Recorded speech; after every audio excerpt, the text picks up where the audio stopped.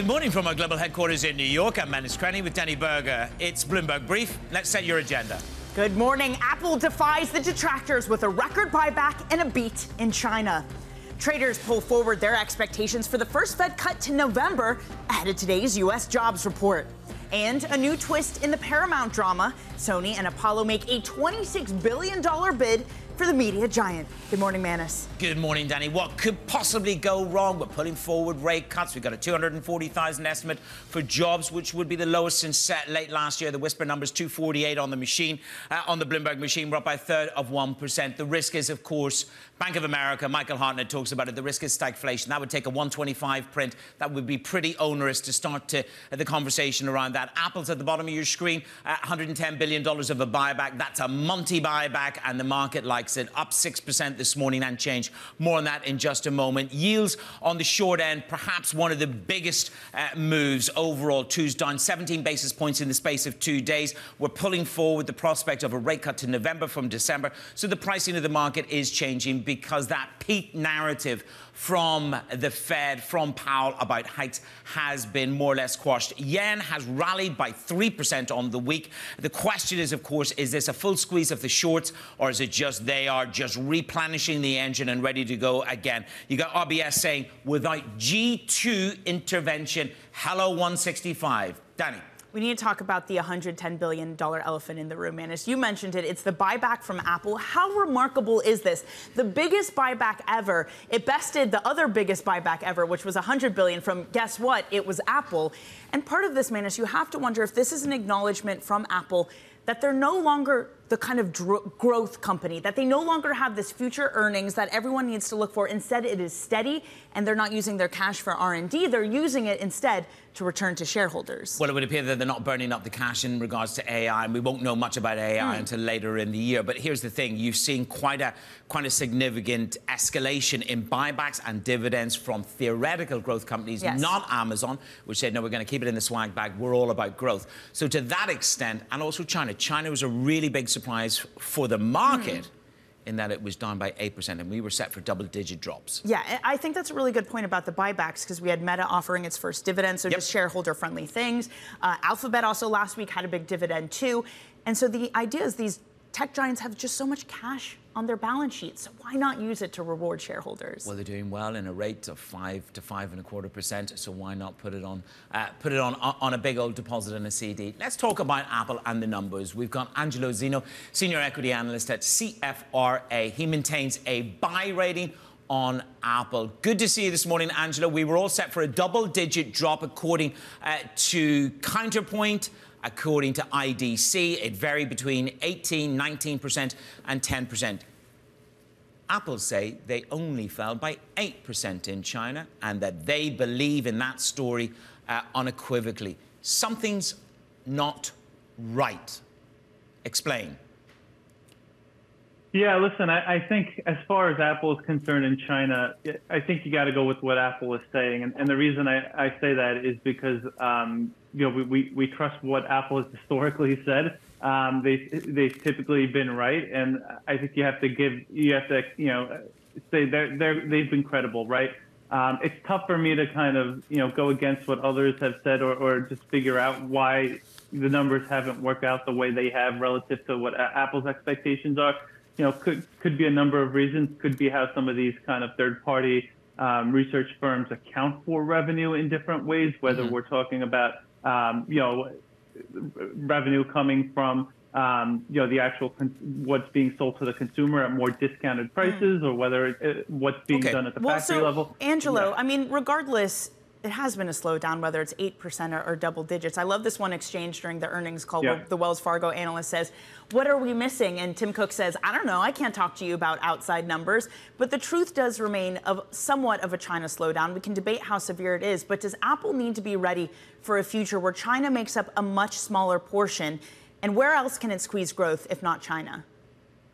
Yeah, no, I think you're absolutely right. I think they need to focus on diversification from a geographic perspective. I think you're going to see that. It's not going to happen overnight, right? This is going to be kind of more of a long haul as far as their diversification strategy is concerned. We see what they're doing on the manufacturing side of things shifting more to India out there. But I think overall, it's just kind of the overall wealth effect that you're going to see on a broader level. I mean, you've seen it in China over the last 20 years where kind of some of those lower end consumers have kind of moved up to the mid-high end of the market. You're going to see it across all these other regions like in India and what have you. So I think that's where they see it, at least on the iPhone side of things. But more importantly, it's going to be them trying to innovate, get consumers to continue to pay more across their more mature markets as well, whether it be foldable devices, more on-device AI capabilities out there where they can kind of generate more revenue on that side of things. And of course, services is going to be a huge story to all this, and that is becoming a bigger piece of the pie for Apple, higher margins that is driving the free cash flow potential of this company.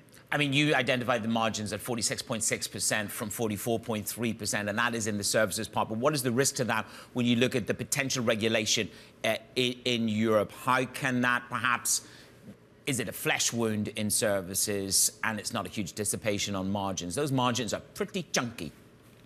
Yeah, I mean, those margins look phenomenal, especially when you kind of look at the execution this quarter and what they've shown this quarter relative to just a year ago on the services side of things and also the broader gross margins. But when you look at the EU Digital Markets Act that it was just enacted back in March, the impact there thus far in services has been minimal, if anything, negligible. When you kind of hear what Apple just said last night, it doesn't seem like they're looking for much of an impact at all looking ahead. It's more about kind of meeting some of the privacy needs for the consumer out there, as well as kind of complying with the DMA out there. But our view right now is it's not going to have much of an impact, if any at all, to the services growth trajectory here over the next couple of quarters. I got to be honest, Angelo, it really did feel like we had a different Tim Cook on the call than usual, and specifically when it came to AI. He's usually a guy that's kind of shy talking about AI. Maybe he'll make some vague reference, but he won't really get into it. Within the first couple of minutes, he spoke about it. He said, we believe in the transformative power and promise of AI, and we believe we have advantages that will differentiate us in this new era. So he's trying to play to what you mentioned previously, Angelo, that this is where our growth comes from. But what does that growth actually look like? What does Apple need to show up and deliver with AI to fulfill that promise?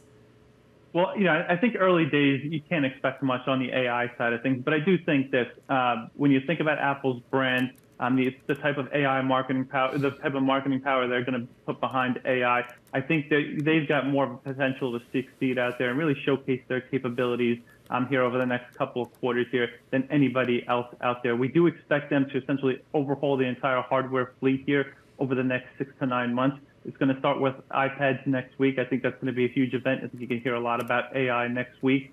And then, of course, you've got the developers conference in June, and you've got the actual rollout of the iPhone 16 and potential, Mac upgrades again here later in this fall. So there's going to be a lot that Apple's going to throw out there. I think that is why they're excited. I think you're going to potentially see higher price points out there. Also, again, driving the conviction level on the free cash flow potential here going into calendar 2025. And again, why that buyback was increased out there. But you're going to see, some incremental kind of excitement and Apple showcasing what they can do on the iPhone side of things with AI. We've seen what Alphabet has done with, the S24 and some other capabilities where you've seen those partnerships.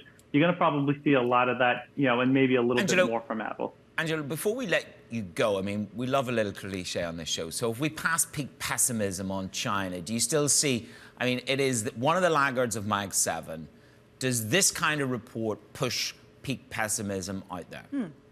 Yeah, I mean, we do think this is the tipping point in terms of that investor sentiment out there. We do think the narrative starts to change here right now. This earnings call does change a lot in terms of kind of all that hate that was thrown on from a China perspective. China is not necessarily going to turn around here in the June quarter. In fact, we expect it to continue to be down. But that said, you can now change the narrative here towards more of a potential growth acceleration. 5 out of 6 last quarters were declines year over year. We look for a return to growth here in the June quarter, and that's going to accelerate into the September quarter and December quarter as you start lapping some easy comps also in calendar 2025. So I think the narrative is going to start to change here for Apple here looking ahead. Right. And let's be honest, Angelo, $110 billion allows some patience from investors as they aim to do that. Angelo, thanks so much for joining us. Angelo Zino of CFRA. Apple up some 6% in the pre-market trade. Okay, let's get to your other top stories on the terminal this morning. Anglo American shares have jumped on a report that Glencore is considering a potential bid, setting up a takeover battle with BHP. Glencore says that, or Reuters rather says that Glencore has had preliminary internal discussions that may not lead to an approach. Anglo American last week rejected a $39 billion all-stock offer from BHP.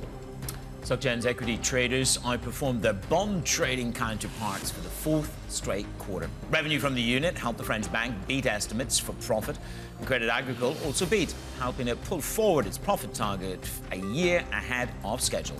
Amgen shares soaring after encouraging early results for the company's experimental obesity drug Maritide. The CEO told an investor call that they're confident the drug's differentiated portfolio can address some unmet medical needs. Now, Amgen's emerging as a potential challenger to market-leading weight loss drugs, products from Eli Lilly and Novo Nordisk.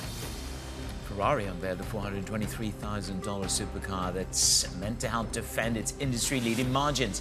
It's a two-seater with a combustion engine and a top speed of 211 miles per hour. The design is inspired by its touring cars from the 60s. Delivery start at the end of this year. I have put my name down for one of those. For me, right? Because you're going to give it straight to me. I just have little dreams, you know. Manis, you can't drive that in New York City. The potholes, can you think about how damaged that car would get? Don't worry about the potholes. Just think of the people looking at me. He's going to be driving in the countryside, let's be honest. Okay, coming up, Manis, speaking of cars, we're going to be speaking with the CEO of Daimler Truck. I have it on good authority. Manis will not be buying one. He does not need this. I'm not a truck kind of guy. No, he definitely is not. But we're going to speak with the CEO after warning about a worsening environment in the key European market. And details of the $26 billion counteroffer for the media giant Paramount. Context matters on Bloomberg.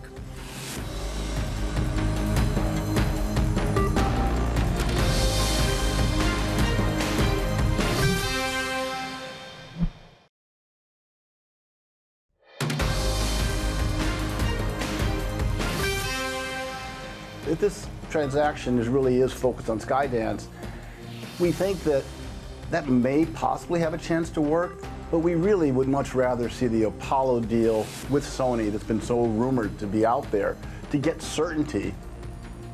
That was John Rogers, a major shareholder in Paramount, speaking earlier this week on Bloomberg. Now, Sony and Apollo have officially proposed a $26 billion proposal to buy Paramount.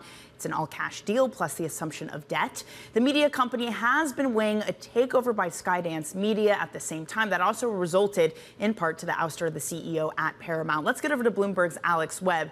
Alex, we heard there from one of the shareholders, consider Apollo over the Skydance deal. It is clear that those that don't hold voting rights are not a fan of the Skydance deal. So what do we look like? What does it look like, the possibility of this Apollo-Sony offer having a serious competitive advantage? Well, it certainly seems as though it's, at this stage, potentially a better deal for the non-voting or the non-voting shareholders in Paramount. The offer that has sort of materialized from Skydance seems to be quite good for the Redstone family.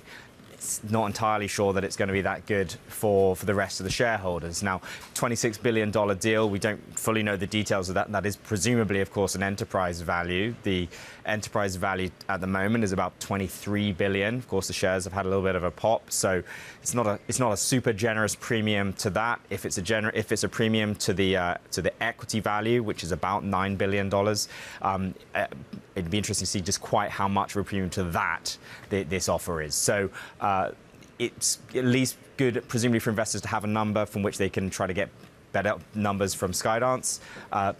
Unclear exactly what the details of it are going to be. Is this going to come down to what Shari Redstone wants to do ultimately in terms of her position? Look, there is a world in which Skydance just acquires the Shari Redstone stake or the Redstone family stake, and that gives them control over Paramount Global.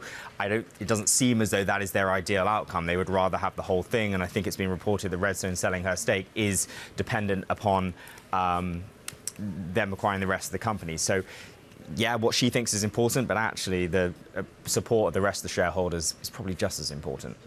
Elsewhere in the world of TV, Alex, we've learned, according to people familiar, that the NBA has agreed to a general framework for a TV rights deal. It's targeting about $76 billion. Alex, this is 3 times the size of its current deal. How is it going to get so much money juiced out of its rights. I'd like to think it's all because people want to watch Caitlin Clark in the WNBA, but I have a feeling something else is going on here.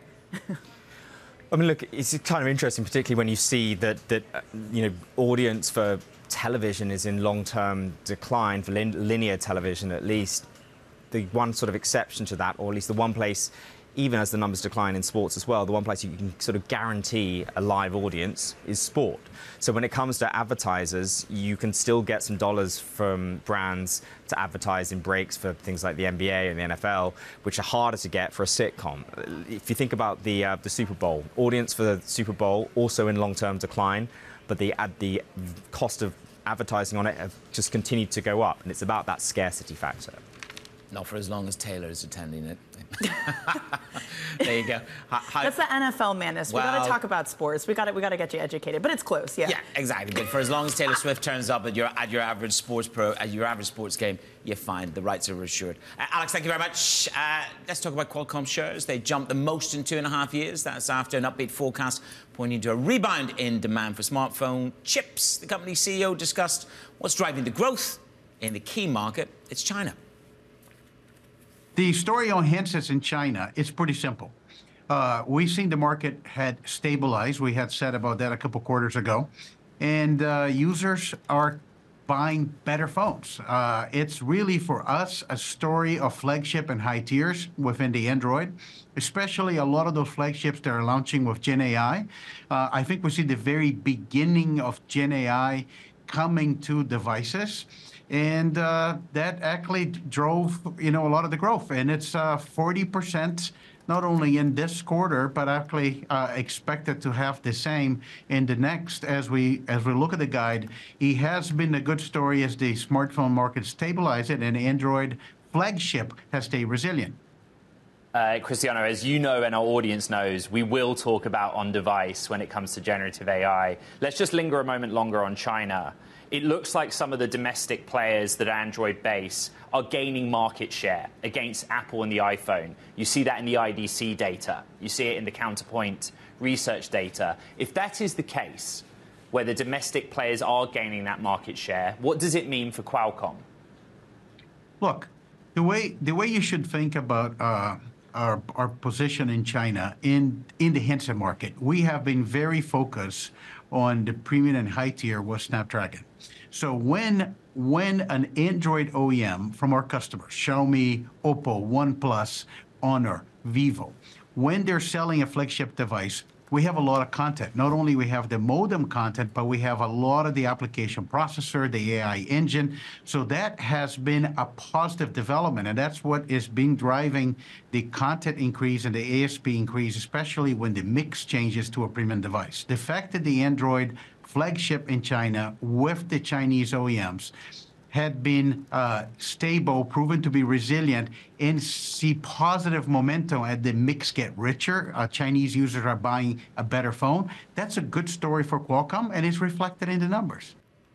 That was the Qualcomm CEO speaking on Bloomberg Tech. All right, we're going to have more of the front pages coming up for you next here on Bloomberg.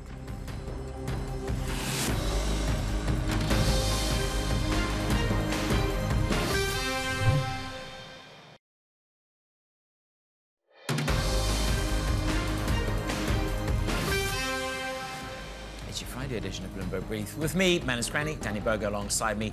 Let's get through some of the front pages. Some pretty big stories making headlines around the world. First up, we've got the jury in Trump's hush money trial heard a secret recording in which Trump discussed the payment with his then lawyer, Michael Cohen, and this was months before the 2016 election, Danny. And the timing of the recording coincides with a $150,000 deal with the former Playboy model, Karen McDougal. That was to buy her silence on the alleged affair with Trump. Yeah, it's just a drip feed of little nuggets we're getting from those trials. Well, Manus, next up on the New York Times, researchers say that U.S. adversaries have been organizing online campaigns to take advantage of some of that social and political conflict over Gaza on American campuses. Now, to be clear, it's countries like Russia, China, and Iran.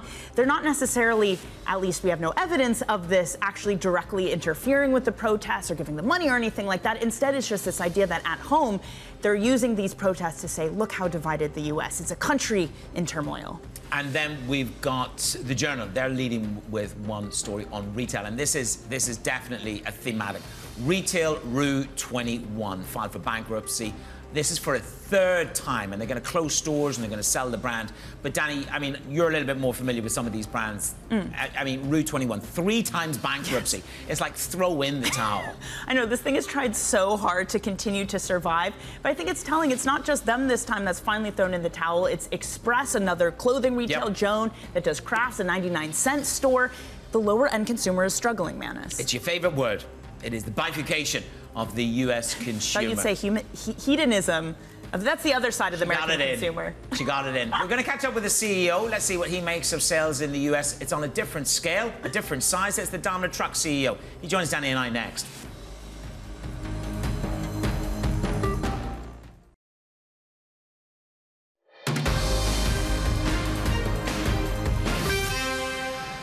From our global headquarters in New York, I'm Danny Berger alongside Manus Cranny. Let's set your agenda. Apple defies the detractors with a record buyback and a beat in China. Traders pulled forward the expectations for the first rate cut to November. That's ahead of the U.S. jobs report today. And a new twist for Paramount. The drama continues. Sony and Apollo make a $26 billion bid for the media giant. Danny, a very good morning. We're counting down to the jobs report. The whisper number on the Bloomberg terminal is 248. Good morning. And the estimate is 240, so not too far off for the whisper number. Well, we survived Powell. We survived Apple. So surely we are ready to survive the jobs number. In the meantime, it has been a pretty sizable rally over the past 24 hours. U.S. two-year yields up by 1 basis point this morning. But recall on Tuesday, we were above 5% after that hotter cost employment index. So we've seen the biggest two-day rally in bonds since January. Now, stocks also rallying on that theme as well. We've pulled forward to where we think rate cuts are going to be. We have a full cut now priced in for November. That helps equities up 1/3%. Gets another help from Apple. Better in China than we feared. $110 billion worth of a buyback. The biggest ever, a record-setting amount. Meanwhile, yen also gets some help from a weaker dollar. The dollar has been falling for most of this week, so we're back at 152. Music to the MOF in the BOJ's ears. But Manus, again, it is jobs today. Michael Hartnett over at Bank of America says that the divide is this. For 2024, the tension is between stagflation and Goldilocks. If we get a report that looks like stagflation, that is that the jobs numbers come down a lot and you also have hotter wage growth, then we will sell off. Yeah, and that stagflation, by the way, would have to be a pretty dramatic jolt on the left tail risk. In other words, you'd have to see unemployment, a jobs number, a non-farm payroll number of around 125,000, which would be the drop in the jobs, and that would be tied up with a spike in the wages. So 125,000 in the jobs report, but an average hourly earnings of 0.4%. Right. I think we're still, I don't know whether we're miles away from stagflation. Who knows? Nobody seems to know where we are. But it's going to take quite a bit to deliver stagflation. Yes. Depends on who you talk to. But then Adam Posen was with us yesterday morning. He said you can forget rate cuts 2024 and 2025. Right. But I think part of the important thing also, Manus, is that bad news is finally bad news for stocks again. Before, stocks were so pinned to this dream of rate cuts coming. Yeah. But we've decided this year that the reason stocks have actually held up is because yields are higher because growth is good, and therefore that's good for stocks. So that narrative needs to continue in the jobs number for the equity market to hold up. Yeah, growth is good, but then you look at the fissures that are out there. Okay, Apple is having problems in China, but they're delivering the buyback. But then you look at Starbucks, you look at the McDonald's, you look at those other numbers that are coming through on the bifurcation of the consumer, which is at the lower end, not necessarily at the higher end. Well, this is part of the debate. How bad is the consumer? Are there cracks right now? I'm spending. Manus is spending. He's doing his job to hold up. But let's look at another region of buyers and the health of this market. I want to get to Daimler Truck earnings because Daimler Truck warned that it will have to adjust its European production because of lower demand, yet it does remain optimistic that business will pick up in the second half of the year. Joining us now is the CEO of Daimler Truck. It is Martin Daum. Martin, thanks so much for joining us this morning. I want to get to that phrase specifically, adjusting European production capacity. It is a little bit vague, Martin. So what does it actually mean? Does this mean job losses, factory closures, or less output? What are the details? I would say it means it could mean less output. As we had in the first quarter, we were expecting that the second half would be a stronger half, but we haven't seen the respective order intake yet. we are very flexible when it comes to our production side. So no factory closures at all, and I see only less output of our factories. Okay, so nothing dramatic, Martin, in terms of job losses, just before we move along. So it's a tempering at the edges? Yeah, it's temporary on the edges. And as I said, we come from an extremely high level. We had last year our absolute record year since more than 25 years. We said this year we'll have lower sales, but we have similar returns and similar profits. And we have proven the first quarter that that is exactly. And for your listeners, potentially most important, we are very bullish about North America, but we don't see a fallback to our record here in 2023. Well, that's where we just wanted to elaborate. Danny and I focused on this morning. You say order intake in the US is still very healthy, but sales are down by 5%. So can you elaborate on that? This is not a slowdown. This is not a recession. This is, to use the phrase, this is a Goldilocks scenario for you in the USA? It's always difficult if you have a complex nature and just condense it to one single word. I mean, we are delivering at full speed from our factories. And this plus minus 4-5%, as we have seen this year in the US, is more technical things. It depends. Easter was this year in March and not in April like last year. So that alone could already trigger this 1-2% down. What's more encouraging is that we have 30% more order intake in Q1 this year than we had a year ago, and there was no reason to complain a year ago. So very healthy and good business, a good going through the second and third quarter. Martin, within in our that health, factories. what about prices? Because we've seen other industries have to take down prices in order to still get that volume, some to more success than others. Do you still have that pricing power that you once did? Yeah, we still have it. We didn't overdo it when there was shortages, so I don't see at the moment any necessity to reduce pricing. And we can't deny that we have inflation. That means our materials, our wages went up significantly, so we need the higher prices. But you did say to us that you have lower raw material costs, so what naturally comes out next to that is, well, where are you seeing the most material decline in costs? And the consequence, therefore, can you say that inflation, that squeeze on inflation, is firmly in the rearview mirror? No, the main push on inflation is at the moment the wages. Yeah, and that is not just our wages, it's a wage situation at our suppliers. It's logistics cost, so it's everywhere. So raw material only plays one smaller role in the whole thing. So we are still in that inflationary environment, and therefore the pricing will stay where it is. Now, when it comes to wages, Martin, because we were in this period post-COVID where essentially companies had to hoard workers. They had to keep them because they were scared if they let them go, then they wouldn't be able to bring new workers on deck. Do you see a loosening in any way of the labor market, or is it still extremely tight and, as you say, contributing to that inflationary environment? And it's still tight. We have, when we want to ramp up factories, I see it with suppliers, it's still not in a good position. Think about truck drivers, consistent shortages despite fairly high wages. So I would say the labor market is still in a very globally, good Martin? position. When I look. What, pardon? Is that globally? As a global company, it's in every country, it's different. In Europe, definitely, US is the most healthiest economy at the moment. Europe is so-so.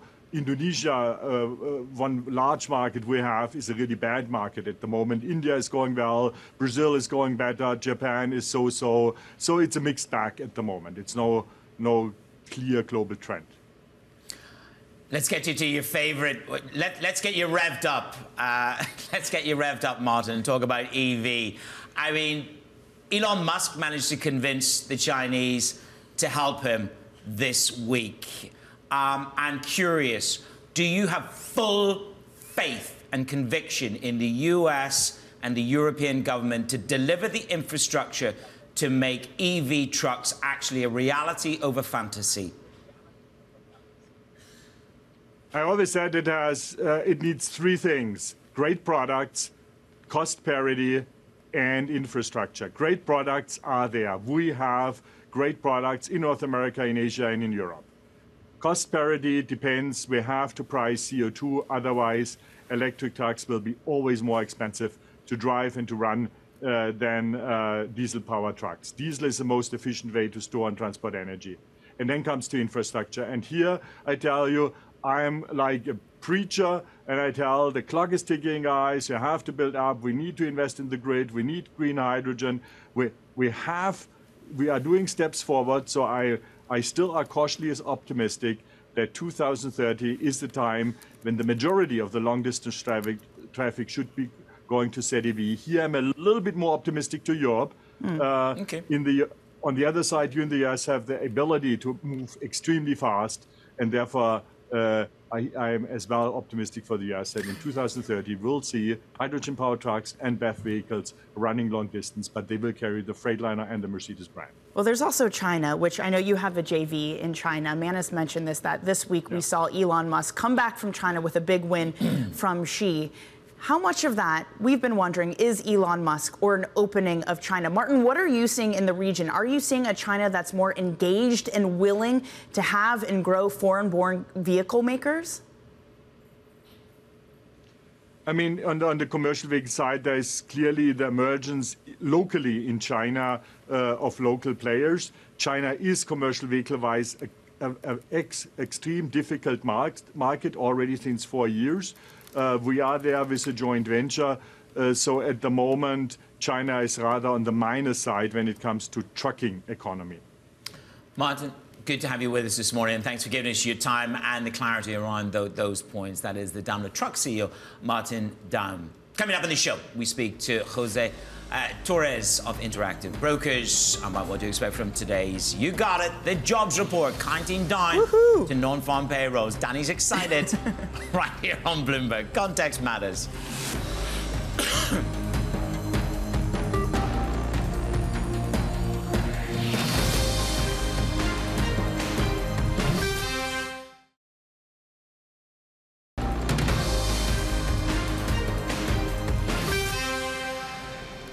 It is Bloomberg Brief. I'm Manus Granny alongside Danny Berger in New York. We're counting down to the April jobs report. That's at 8:30 Eastern time today, and it's expected to show a continued streak of strong growth despite the wage pressures persisting. Joining us now is Jose Torres, Senior Economist at Interactive Brokers.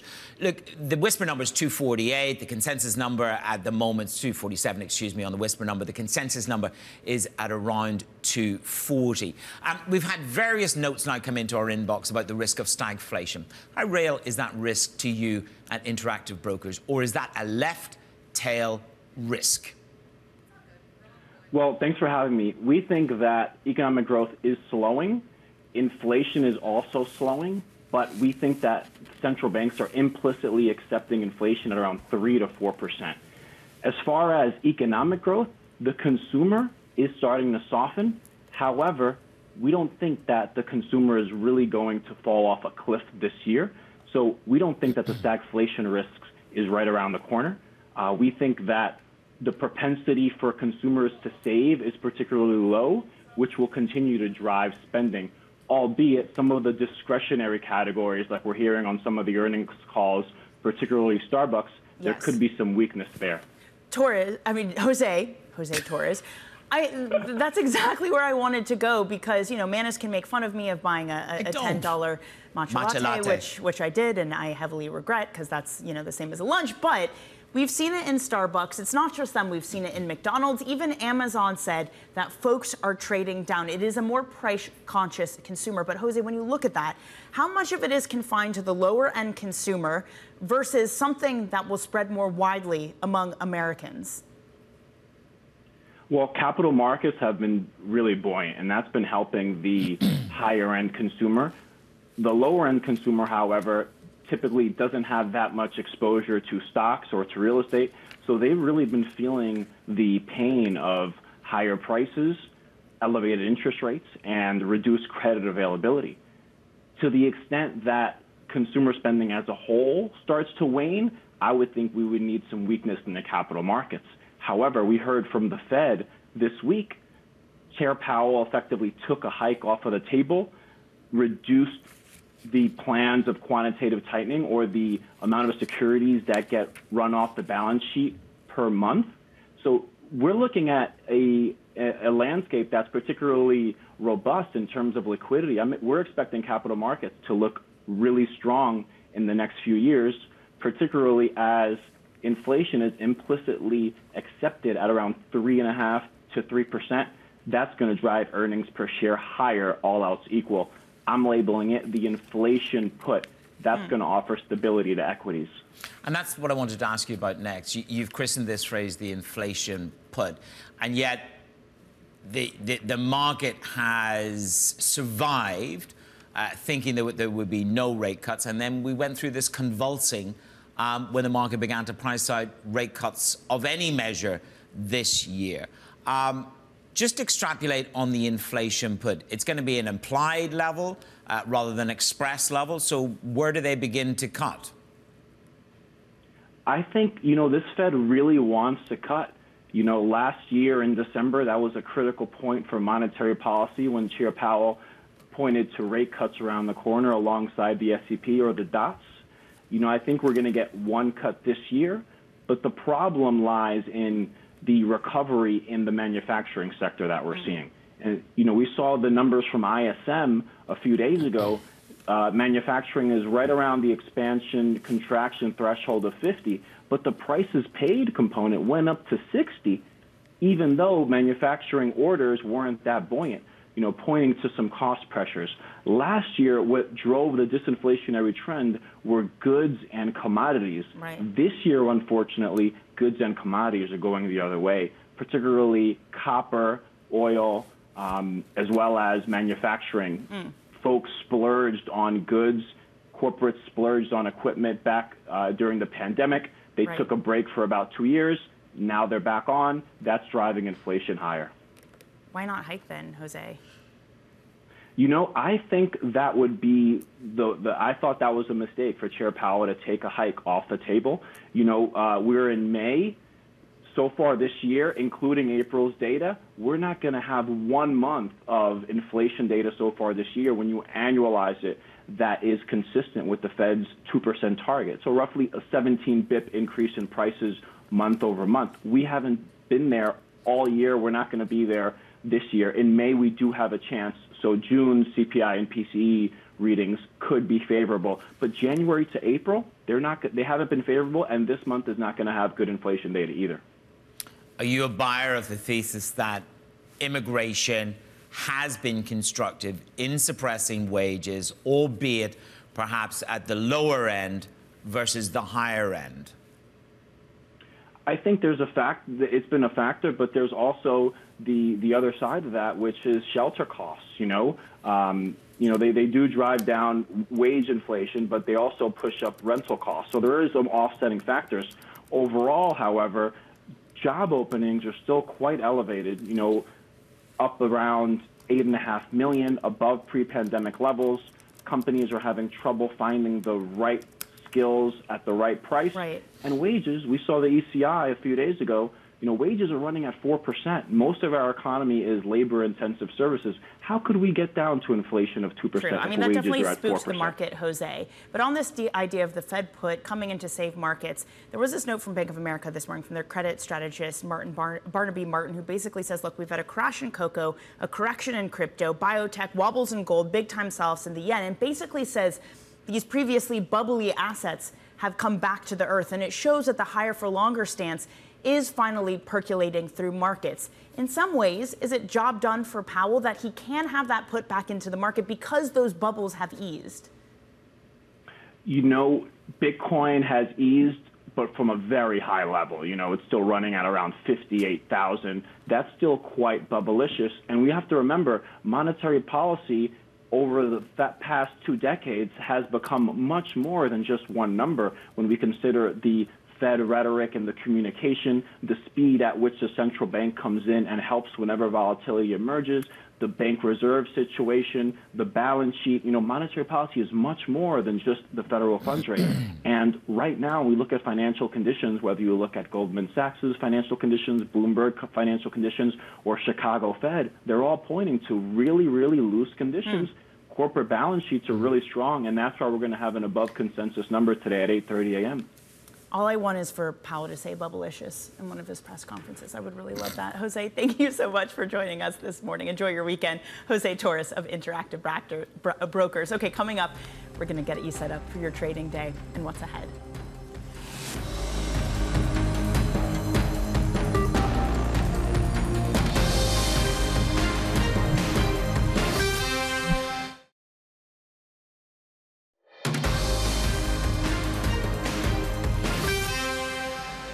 It's your Bloomberg Brief on this Friday. I'm Danny Berger and Manish Cranny in New York. Let's get you through the Friday. Here's a look at what's ahead. We're going to get the main event, the April jobs report that comes out at 8:30 a.m. Eastern.